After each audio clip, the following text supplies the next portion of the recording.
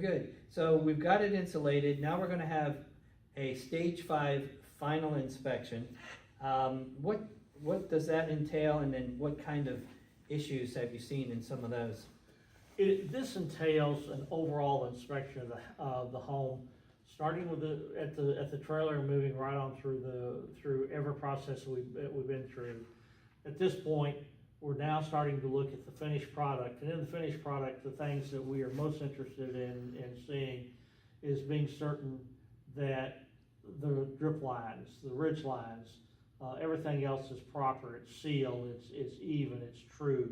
We want to look at the outside exterior of the trailer to be sure that whatever they put on for the final finish is substantial, it's attached properly, and it's not going to have any issues with coming loose or any issues going down the road with it, that it's properly attached and everything.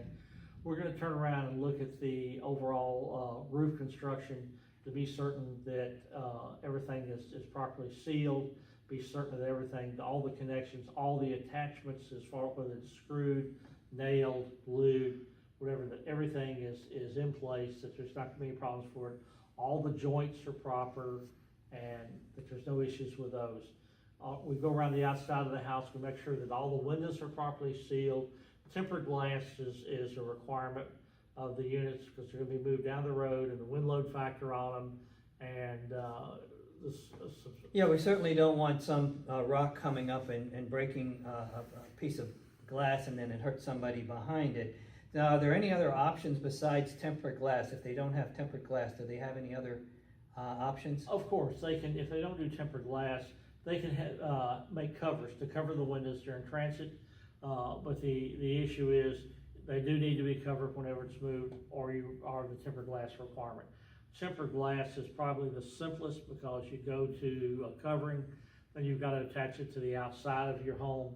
You're going to have screw holes or nail holes or something like that that you're going to have to patch along the way. So we think that the tempered glass is the ideal solution for it. And I know when you're talking about the exterior and everything's attached properly, I know there was one tiny house we didn't do the inspection on it, but the roof panels were lapped incorrectly, so that as you're driving down the road, the wind would try to grab it, and it actually blew off some of the roof panels. Exactly. The roof panels were put in reverse order, which allowed the wind load coming from the front to the back to lift those joints. Had they been reversed, it would not have happened. But those are just some of the things you have to look at. True, we did not make that inspection, but those are issues that come up in the inspection process to be certain that the connectors and the ridges and everything are in the proper orientation. From there, we move to the inside of the trailer, of the home.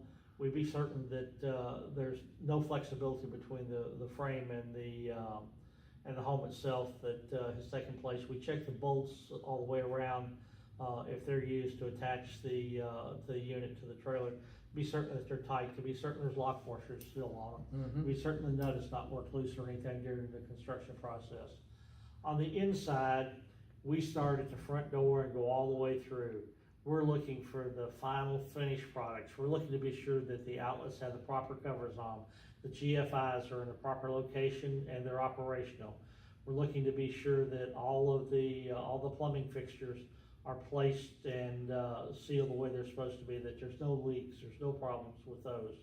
From there, we start to move into the aspect of being sure that the lighting is proper in the house, that all the switches work, all the light fixtures are operational, everything. We also look at a couple other very critical issues. One, your fire extinguisher. You're required to have a fire extinguisher within 2 foot of the doorway.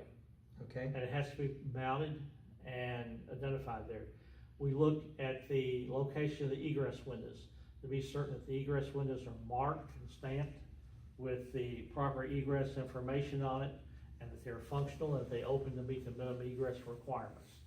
We turn around and look, every house needs a smoke detector, and we be certain that the smoke detector is properly located, it's operational. Any house that has gas in it also has to have a CO2 monitor.